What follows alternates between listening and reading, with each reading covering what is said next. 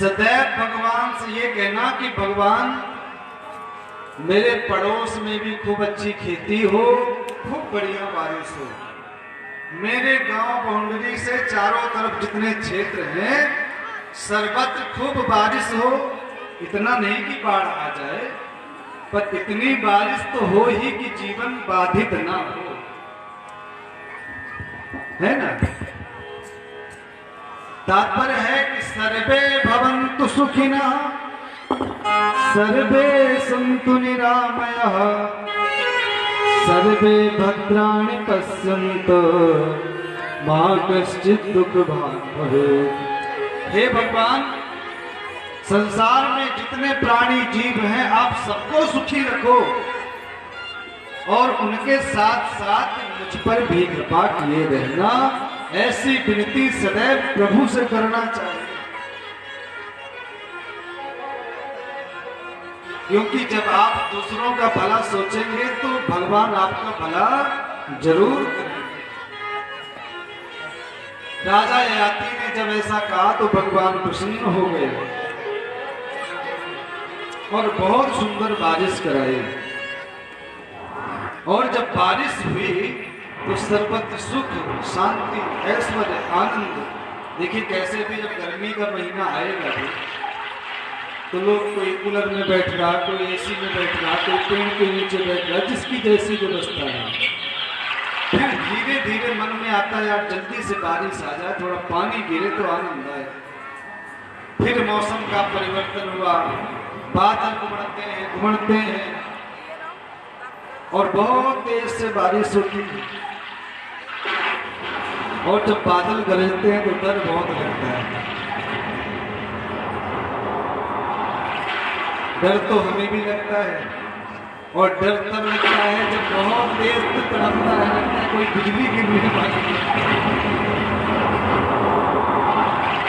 आज सुबह डॉक्टर साहब पास बैठे थे, बोले कि जब भी कभी बारिश का समय आता है, और समय तो नहीं पर पिताजी कहते कि आके मेरे पास तुम बैठो, और मैं बैठता था। और आज भी जब बारिश होती है और ऐसा अवसर आता है तो मुझे लगता है कि मैं उनके पास ही बैठा हूं क्या, ऐसा भाव आता है। और वास्तव में वो है यही। आज सुबह हम लोग कछार गए थे, स्नान आदि किया, पूजन भी किया, सब कुछ रहे। तो हमने तो यही कहा कि भैया जैसे आप डॉक्टर साहब पर कृपा करके रखे वैसे हम पर भी कृपा करके रखे। मैं भी आपका पुत्र ही, बस यही अपना स्नेह प्रेम बना के रखिए। मैं यही आपसे शुभेच्छु प्रार्थना करता हूं, उनकी कृपा बनी रहेगी तो सब अच्छा। प्रेम से बोले राधे राधे। अभी नहीं ययाति महाराज के वंश में आगे चलकर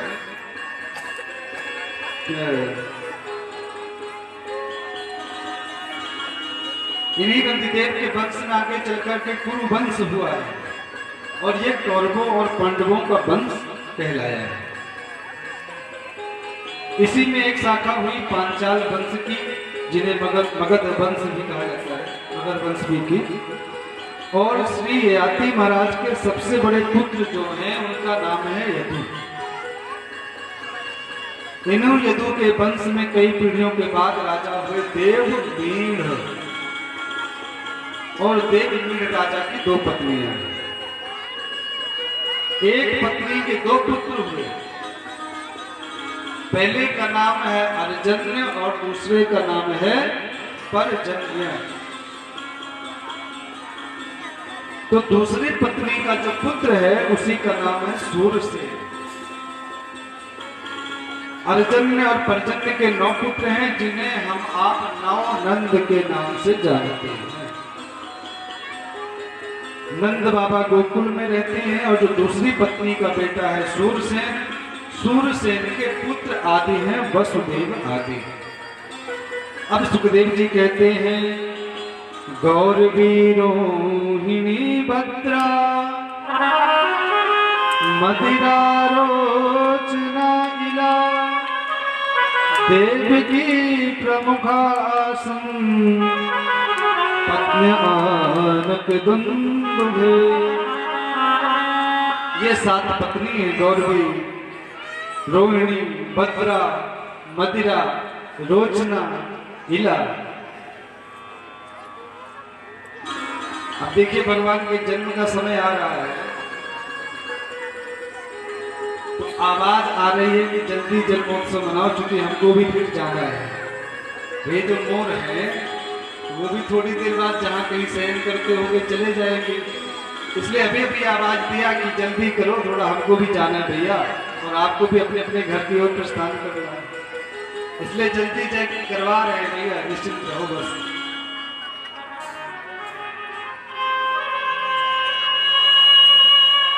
तो तो ये 7 पत्नी हैं। दूसरे नंबर की पत्नी जो है रोहिणी है, उनके पुत्र जल्दी नहीं हुए। देवकी जी के 6 पुत्र हो गए, तब रोहिणी जी के पहला पुत्र हुआ। वैसे बलराम जी भी कई भाई हैं, जैसे बल, गद, सारण, दुर्मुद, विपुल, ध्रुव आदि, ये भाइयों के नाम, ये रोहिणी के पुत्र। और जो सबसे छोटी महारानी देवकी हैं, उनके 8 पुत्र हुए। 8 में सबसे बड़े का नाम है कीर्तिमान। तो कीर्तिमान से लेकर जो 6 पुत्र हैं, वहां तक तो कंस मारता चला गया। 7वें में भगवान लीला करते हैं और बलराम जी के रूप में। बड़ी सुंदर कथा आती है। पृथिव्या सवै गुरुभरं चपयन् कुरुणामन्तः समुत्कलिनायुधि भूपचम्बः भ्रष्ट्या विधूय विजय जयमुद्विघोष्य प्रोचोद्धवाय च परं समगात् सुधामो। संक्षेप में बताते हैं, कहते हैं फिर तो भैया 8वें के रूप में भगवान कृष्ण का अवतार हो गया। उसके बाद भगवान को रात्रि में वसुदेव जी लेकर के गए और यशोदा जी के पास पहुंचा दिया। वहां से पहुंचाने के बाद आए कारागार में रहने लगे। समय आने पर भगवान बड़े हो गए और बड़े होने के बाद फिर कंस का उद्धार कर दिया। कंस का उद्धार कर दिया। कंस का उद्धार करने के बाद फिर भगवान ने क्या किया, राजा बन गए और समय आने पर भगवान अपने सुधाम को चले भी गए। इतनी जल्दी ये कथा पूरी कर दी। इतना सुनकर परीक्षित जी ने विचार किया कि अभी कथा 4 दिन की बाकी है, तो 4था ही दिवस है आज, और जब फिल्म का हीरो ही नहीं रहा तो फिल्म किस काम की। भैया जब भगवान श्री कृष्ण सुधाम को चले गए तो किसकी कथा। ये बात सुनकर के परीक्षित जी को बहुत अच्छा नहीं लगा, और अच्छा तो आप सबको भी नहीं लगा होगा, ये मैं समझता हूँ, क्योंकि भैया भगवान जब चले जाए तो फिर किसको अच्छा लगेगा। हमें भी अच्छा नहीं लगा। प्रेम से बोले राधे राधे। तो सुखदेव जी ने कहा कि देखो, अब अगर मैं यहां से कथा सुनाऊंगा तो तुम्हें समय देना पड़ेगा, लेकिन परीक्षित तुम जैसा श्रोता मैंने आज तक देखा नहीं। जिस दिन से मैंने कथा सुनाना शुरू किया, ये कथा ऐसे नहीं होती थी कि 2 बजे से बोला तो 6 बजे पूरी या 7 बजे पूरी। वो कथा तो ऐसी होती थी कि दिन और रात बराबर चल रही थी, क्योंकि 1 सेकंड भी अगर भगवान के बिना बीत गया तो पता नहीं किस 1 सेकंड में परीक्षित जी के प्राण, या परीक्षित जी की तो मान लीजिए 7 दिन में जाने का साथ था, पर हमारा आपका तो भरोसा नहीं कि 1 सेकंड में क्या हो रहा है ना भाई। अगले जैसे एक पेड़ होता है जब उसको नीचे से काटा जाता है तब भी वो हरा भरा रहता है, शीतल हवा देता रहता है, खड़ा रहता है। और जब अंतिम बार पड़ता है तो 1 सेकंड में ही वो हरा भरा वृक्ष नीचे गिर जाता है, तो सेकंड लगता है। तो मैं चाहता हूं तुम थोड़ा सा जलपान कर लो, थोड़ा सा विश्राम कर लो, फिर मैं तुमको कथा सुनाऊंगा। परीक्षित जी ने कहा, गुरुदेव जिसको रसमलाई मिल रही है वो गुड़ खाकर के क्यों टेस्ट खराब करेगा? मुझे आप इतनी सुंदर कथा सुना रहे हैं तो मैं यहां से उठकर संसार में फंसना नहीं चाहता हूं, इसलिए अब आप तो मेरे कृष्ण की कथा सुनाइए, जिन्होंने गर्भ में जाकर मेरी रक्षा की थी, मैं उनकी कथा को सुनना चाहता हूं। तो परीक्षित जी प्रसन्न हो गए, बोले तुम्हारे जैसा श्रोता अगर हो तो मैं तुमको बहुत समय तक कथा सुना सकता हूं। जैसे आप सभी श्रोता बैठे हैं तो ये कथा चल रही है और सब क्रमशः उठते चले जाएं तो फिर हमको तो आरती कराना ही है, लेकिन आप सभी बैठे हैं तो कथा चलती ही जा रही है। तो अब तुम ध्यान से सुनो परीक्षित। पितामह में समरीर्मरञ्जये देव्रततात्यातिरस्थेस्ति मंगलेय दुरत्यं कौरवसैन्यसागरम् कृत्वा तरन् वत्सपतमस्मस्य प्लवाः। देखो, तुम्हारे जब पांडव 5 भाई थे, तुम्हारे पिताजी पूर्वज, तो उन पर जितना भी संकट आया था उस संकट को भगवान कृष्ण ने हरा था और उन्होंने रक्षा की थी तुम्हारी गर्भ में जाकर। अब उनका जन्म कैसे हुआ मैं तुमको बतलाता हूं।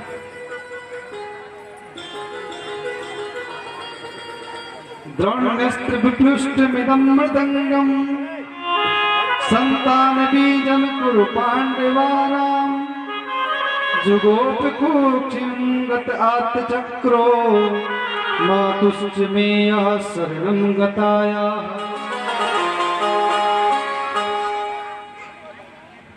जब अश्वत्थामा ने बाण चलाया था तो तुम्हारी मां रोती हुई आई थी भगवान कृष्ण के पास, फिर वो सूक्ष्म रूप में जाकर तुम्हारे गर्भ की रक्षा की थी और बहुत सुंदर प्रश्न किए हैं। अब यहां पर कुछ सुनाना प्रश्न करते हैं, ध्यान से सुनना। सम्यक व्यवस्थिता बुद्धिस्तव राजर्षि सत्यमा वासुदेव कथायां ते यज्जाता नेष्ट कीर्ति। अब तुम जैसे श्रोता को पाकर मैं तुमको बड़े विस्तार से कथा सुनाऊंगा, ध्यान पूर्वक सुनना।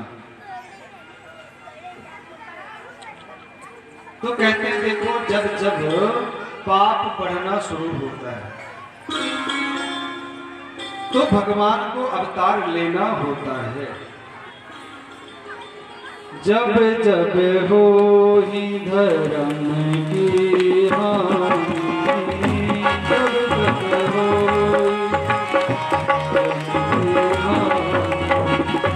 हानि असुर अभिमानी,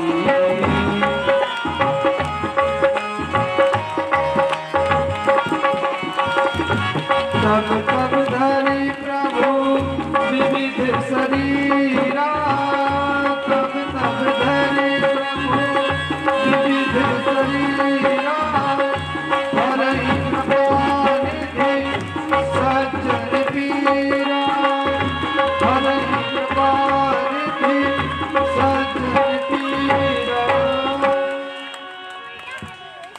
तो हरहि कृपानिधि सज्जन पीरा, भगवान कष्ट हरते हैं। देखो, जब पाप बढ़ने लगा तो एक बार धरती जो है गाय का रूप धारण करके, गाय माता का रूप धारण करके ब्रह्मा जी के पास में गई और बोला प्रभु बहुत संकट है, बहुत पाप बढ़ रहा है, अगर ऐसा ही पाप होता रहा तो एक न एक दिन मुझे पाताल में जाना ही पड़ेगा।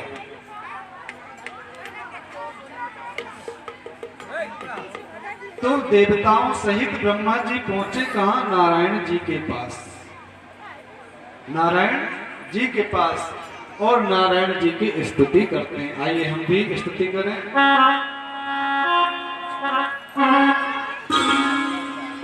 श्रीमन नारायण नारायण नारायण,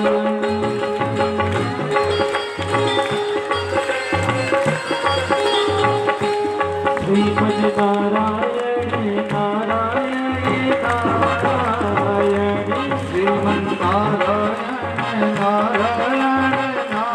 नारायण, श्रीमन नारायण नारायण नारायण, लक्ष्मी नारायण नारायण नारायण, लक्ष्मी नारायण नारायण नारायण, श्रीमन नारायण नारायण नारायण, श्रीमन नारायण नारायण नारायण, केशव नारायण नारायण नारायण, केशव नारायण नारायण नारायण, केशव नारायण नारायण नारायण, केशव नारायण नारायण नारायण, माधव नारायण नारायण नारायण, माधव नारायण नारायण नारायण, माधव नारायण नारायण नारायण, माधव नारायण नारायण नारायण, नारायण नारायण नारायण, श्रीमन नारायण नारायण नारायण। भगवान प्रसन्न हो गए और भगवान ने कहा कि आप चिंता न करें, हे धरती मां,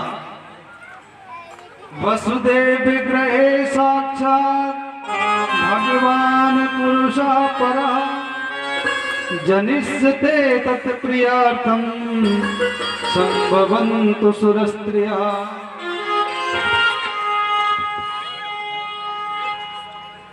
भगवान ने कहा और नारद ब्रह्मा जी ने बताया कि देखो प्रभु ने हमसे संकेत में वचन दिया है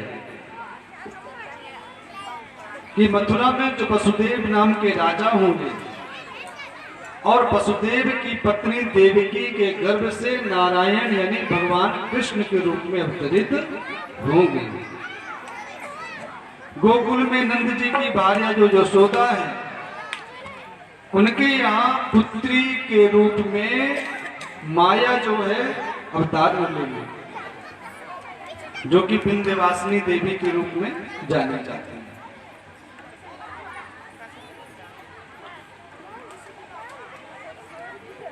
फिर देखिए ये कंस बड़ा पापी हुआ। एक बार कंस ने क्या किया, इसके मन में भावना थी कि मैं राजा बनूं, और राजा बनने के लिए, पद पाने के लिए अपने पिता को भी नहीं छोड़ा और राजा बन गया। राजा बनने के बाद इसने सोचा कि मेरी जो छवि है अच्छी नहीं है ना। वे कंस कई बार भांजे जो होते हैं मामा जी को चिढ़ाने के लिए कहते हैं, कहो कैसे हो कंस मामा, और जब ज्यादा चिढ़ाना होता है तो कहते हैं कैसे हो शकुनी मामा चिढ़ाने के लिए। तो इस कंस ने सोचा कि मैं ऐसा क्या करूं जिससे मेरा नाम, सोचा कोई बात नहीं, मेरी छोटी बहन देवकी है, मैं इसका विवाह कर देता हूं। तो जो वसुदेव जी हैं उनके साथ विवाह तय हो गया। सुंदर विवाह किया, दान पुण्य किया, तो पूरे मथुरा में ये हो गया कि भैया कंस जैसा प्रतापी राजा ना तो कोई हुआ ना होगा। और स्वयं बहन को बैठा करके रथ में विदा कर रहा था। उसने पूर्व में जो पाप किए थे, तो कहते एक संत आ गए, बोले कंस तेरा सर्वनाश होगा, तू कितना भी पुण्य का दिखावा कर, तेरा पाप नष्ट होने वाला नहीं, तुझे तो दंडित होना पड़ेगा। सैनिकों को आदेश दिया तो उस ऋषि को पकड़ करके ले गए। अब जब किसी संत का ऐसा अपमान हो तो भगवान तो नहीं देख सकते, मानव देख सकता है पर भगवान नहीं। तभी आकाशवाणी हुई कि अरे कंस, तू जिस बहन को विदा कर रहा है, इसी का 8वां जो गर्भ होगा, तेरा काल होगा, वो ही तुझे मारेगा। जब इतना सुना कंस ने, तो कंस ने तुरंत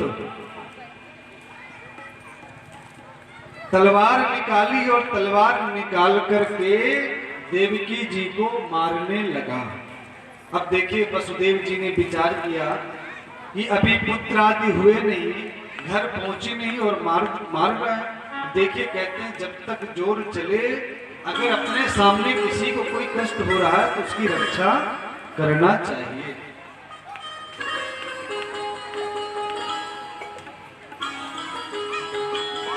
वसुदेव जी ने तुरंत कंस का हाथ पकड़ लिया और कहते हैं श्लाघनीय गुणहि सूरे भगवान भोज यशस्करा सा कथम भगिनी हन्या स्त्रिय मुद्बाहवर्ष पर्वणि।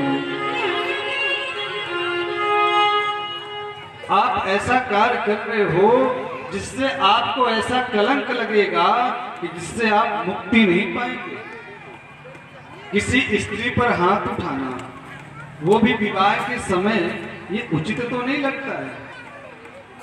और वसुदेव जी ने बहुत सुंदर बात कही है, मृत्युर जन्म बताम वीरो देहेन सहजायते अद्यवाब्द सदान्ते वा मृत्युर्वै प्राणिनां ध्रुवा। उन्होंने कहा देखो तुमको भी आकाशवाणी हुई कि जिसका जो 8वां गर्भ है वो तुम्हारा काल होगा। जब ये शरीर का जन्म होता है तो इसके साथ साथ मृत्यु भी जन्म ले लेती है और वो हमारे पीछे पीछे पीछे पीछे अनवरत चलती रहती है। जिसकी जहां तक सीमा है वहां जाकर वो शांत हो जाता है। बहुत समझाया मृत्यु ही ध्रुव सत्य है और अंत में ये कहा कि देखिए ऐसा है, अगर आपको देवकी के गर्भ से कष्ट है, खतरा है, तो इसके जितने पुत्र होंगे मैं बारी बारी लाकर तुम्हें सौंपता जाऊंगा, जो इच्छा हो सो तुम करना। अब पहला पुत्र तो जब हुआ कारागार में तो लेकर के आए वसुदेव जी। कंस ने देखा तो देखते ही उसको दया आ गई और विचार करता है कि देखो आकाशवाणी ने कहा था कि 8वां गर्भ है, तो ये तो पहला है, इसलिए इसको मारना नहीं चाहिए, छोड़ देना चाहिए। मुझे तो 8वां गर्भ मारना है बस। इसने कहा जाओ ले जाओ। नारद जी ने सोचा अरे बात बिगड़ गई है भाई, जितना जल्दी ज्यादा जब व्यक्ति पाप करता है उसका अंत उतना ही जल्दी होता है। तो नारद जी ने सोचा जब ये पाप करेगा तभी तो मरेगा, इसलिए आ गए और चुनाव चिन्ह वाला एक पुष्प बनाया कमल का और उसको गिराकर कहते हैं देखो ये 8 कली पर है, लेकिन 8 कोई भी हो सकती है, परमात्मा का हिसाब तुम नहीं लगा पाओगे, हो सकता है कि यही 8वां हो। और हो सकता है कि बीच वाला 8वां हो, धोखे में रहोगे। कंस की बुद्धि बदली और लाकर के उस पुत्र को मार डाला और जितने जन्म लेते गए सबको।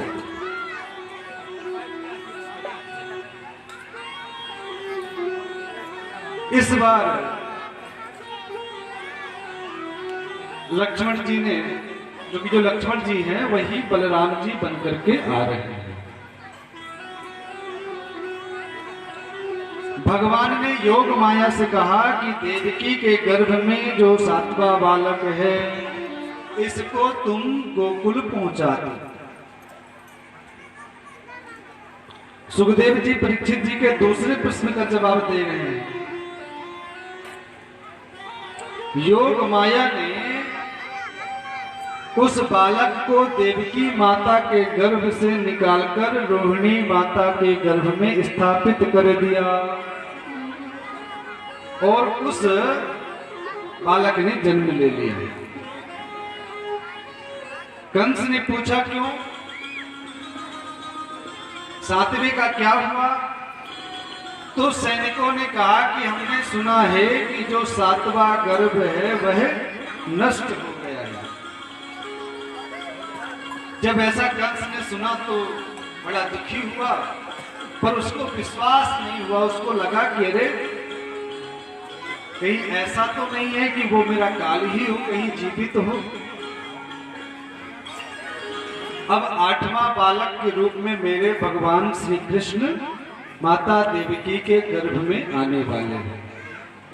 आइए हम सभी भगवान की स्तुति करते हैं।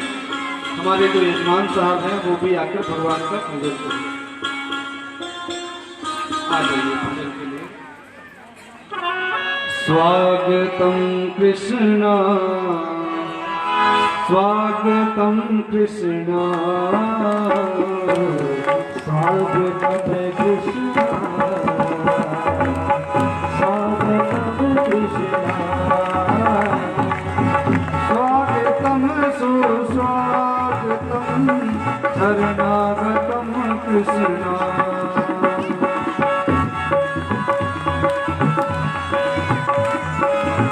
स्वागतम कृष्णा,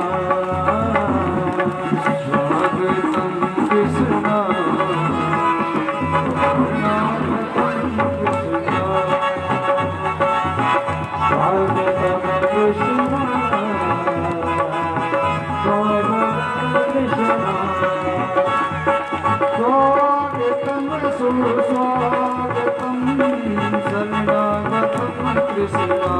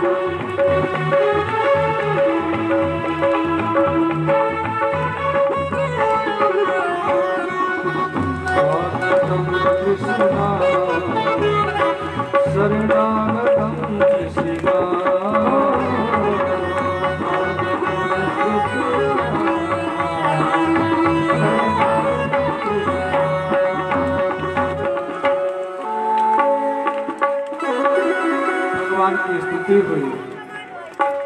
अष्टमी तिथि की रात्रि को ठीक 12 बजे देवकी के कारागृह में भगवान अवतरित होते हैं। जैसे भगवान श्री राम का जन्म हुआ था वैसे ही यहाँ पर भगवान का जन्म हुआ। सुखदेव जी वर्णन करते हैं। समद्भुतम् बालकमं भुजेक्षणम् चतुर्भुजं शङ्खगदायुधायुधम् श्रीवत्सलक्ष्मीदलशोभिकौस्तुभम् पीताम्बरं सांद्रपयोदसौभगम्। भगवान शंख चक्र गदा पद्म वनमाला लेकर के धारण करके आए। यशोदा देवकी जी ने कहा, बेटा तुम अस्त्र शस्त्र लेके बोले, माँ मैं इसलिए आया हूँ क्योंकि मेरा जो कंस मामा है किसी भी समय यहाँ आ सकता है, इसलिए विलंब मत करो। अभी अभी यशोदा जी के एक बेटी हुई है, कन्या हुई है, और मुझे लेकर के जाओ, मुझे वहां लिटा देना, उस कन्या को लेकर के यहाँ पर आ जाना। वसुदेव जी ने कहा, लाला वो तो सब ठीक है, लेकिन ये बंधन में कैसे मैं जाऊंगा? बोले जैसे आप मेरा स्पर्श करेंगे अपने आप प्रेमी बंधन से मुक्त हो जाएंगे। जैसे ही भगवान का स्पर्श किया है बेड़ी बंधन से मुक्त हो गए। भगवान को टोकरी में सुर में रख करके चले यमुना जी बढ़ रही थी, और यमुना जी तो चाहती थी कि मैं किसी प्रकार से अपने पति के चरणों का स्पर्श कर लूं। जब वसुदेव जी के दाढ़ी तक यमुना जी आ गई तो भगवान श्री कृष्ण ने अपना पैर नीचे किया है, और स्पर्श पाते ही यमुना जी को ने रास्ता दिया और वसुदेव वहां से चले गए। जैसे यशोदा जी के भवन में सब कोई सो रहे हैं, यशोदा जी को पता नहीं चला, और वहीं भगवान को लिटाया, कन्या को उठाया, टोकरी में रखा और आकर के पुनः कारागार में आए। जैसे ही कारागार में आए तो पुनः बेड़ी बंधन में फिर आए, और कंस को पता चला। कंस दौड़ा दौड़ा आया और उस कन्या को पकड़कर जैसे ही पत्थर पर पटकता है, वो देवी अष्टभुजी देवी बनकर के आ गई। बोले कंस तेरा काल तो जन्म ले चुका है और तेरी मृत्यु निश्चित है, अब तुझे कोई बचा नहीं सकता है। वही अष्टभुजी देवी माँ विंध्यवासिनी देवी के नाम से जानी जाती है। बोले माँ विंध्यवासिनी मैया की जय, भूतेश्वर महाराज की जय, गोसाई बाबा की जय। तो ये तो बताती जाओ कि मेरा जो शत्रु है कहाँ जन्म लिया है।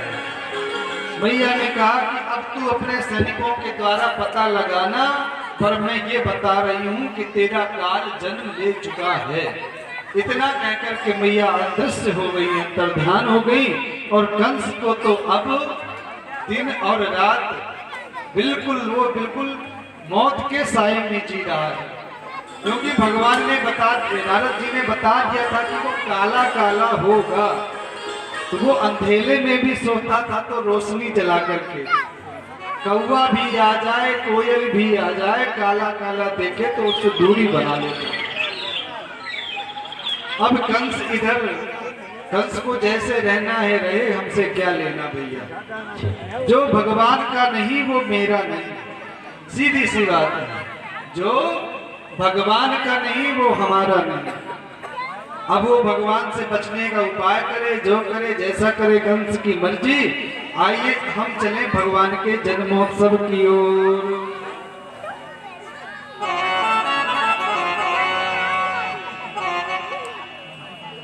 अब नंद बाबा जो हैं वो 80 वर्ष के हो गए, उनके कोई संतान नहीं हुई। मैया यशोदा भी वृद्ध हो ही रही थी, और नंद बाबा जी कहा करते थे अभी तो भयो नहीं, आगे होएगा कि नहीं होएगा पतो नहीं। दाढ़ी पक गई, बहुत दुखी होते। सुनंदा जो कि उनकी बहन बोले बाबा तुम तो ऐसा करो कि जाओ पहले यमुना जी स्नान करके आओ, फिर मैं तुम्हें एक अच्छी बात बताऊंगी। बोले कहा भयो? बोले जाओ तो पहले। और जैसे ही गए यमुना जी में स्नान करके आए, बोले ऐसा है कि हमारी भाभी जी ने एक सुंदर से लाला को जन्म दियो है। बोले कैसा है? बोले काला काला है। कैसा? बोले बिल्कुल गुलाब जामुन की तरह दिखता है। जैसे हमारे शालिग्राम भगवान, जैसे इतना देखा सुना तो जितना आभूषण आदि पहने थे वो सब उनको दे दिया, और जाकर जैसे ही भगवान को देखा बहुत आनंदित हुए। अब तो भैया भगवान का हो गया है जन्म, आइए हम भी उत्सव मनाए। नंद घर आनंद भयो जय कन्हैया लाल हो की। नंद घर आनंद भयो जय कन्हैया लाल की। नंद घर आनंद भयो जय कन्हैया लाल की। हो नंद घर आनंद भयो जय कन्हैया लाल की। जय कन्हैया लाल की, जय कन्हैया लाल की। हो जय कन्हैया लाल की, जय कन्हैया लाल की। नंद घर आनंद भयो जय कन्हैया लाल की। नंद घर आनंद भयो जय कन्हैया लाल की। नंद घर आनंद भयो जय कन्हैया लाल की। हो नंद घर आनंद भयो जय कन्हैया लाल की। हाथी घोड़ा पाल की जय कन्हैया लाल की। और सभी लोग मिलकर मेरे साथ बोलेंगे, हाथी घोड़ा पाल की जय कन्हैया लाल की।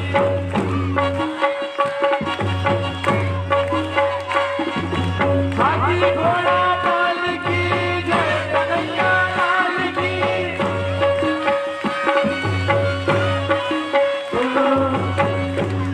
भैया भगवान का हुआ है जन्मोत्सव, और जन्मोत्सव बैठ करके नहीं मनाया जाता, खड़े होकर के मनाना है। और जिनके पैरों में दर्द होने लगा हो, थोड़ा दर्द को भगाने के लिए कुछ थेरेपी करिए। कैसे? दोनों हाथ ऊपर करके। नंद घर आनंद भयो जय कन्हैया लाल की।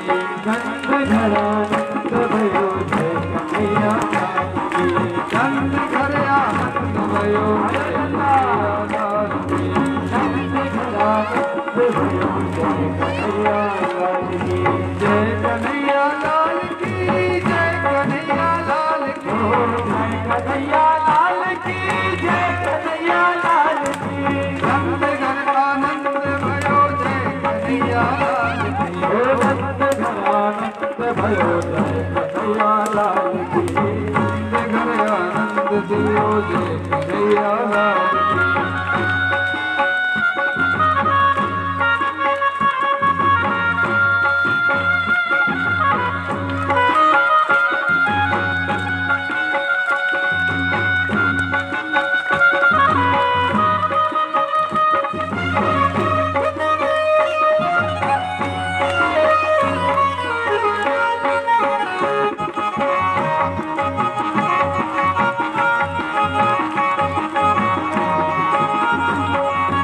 कौन दिए हाथी घोड़ा, कौन दिए पालकी।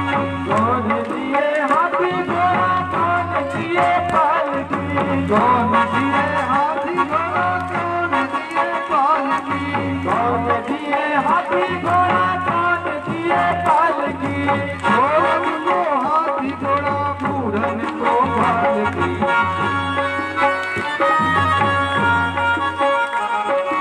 नंद घर आनंद भयो जय कन्हैया लाल की।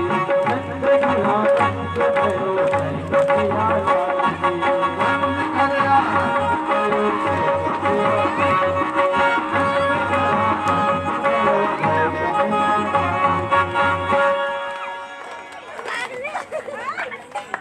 कि बधाइयाँ बाजे। और सभी लोग झूम के मेरे साथ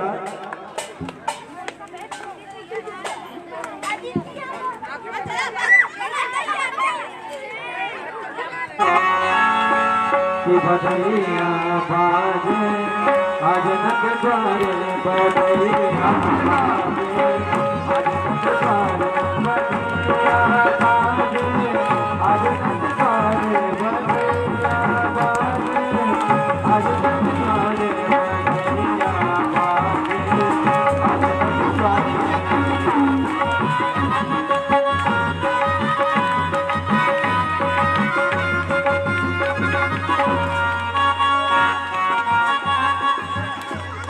देखिए भगवान का जन्मोत्सव मनाया जा रहा है, तो सभी से निवेदन है कि बहुत ही शांति के साथ, किसी को कोई तकलीफ असुविधा ना हो, इसका ध्यान रखते हुए बड़े हर्ष के साथ आप सभी सम्मिलित होकर आनंद में मनाएं।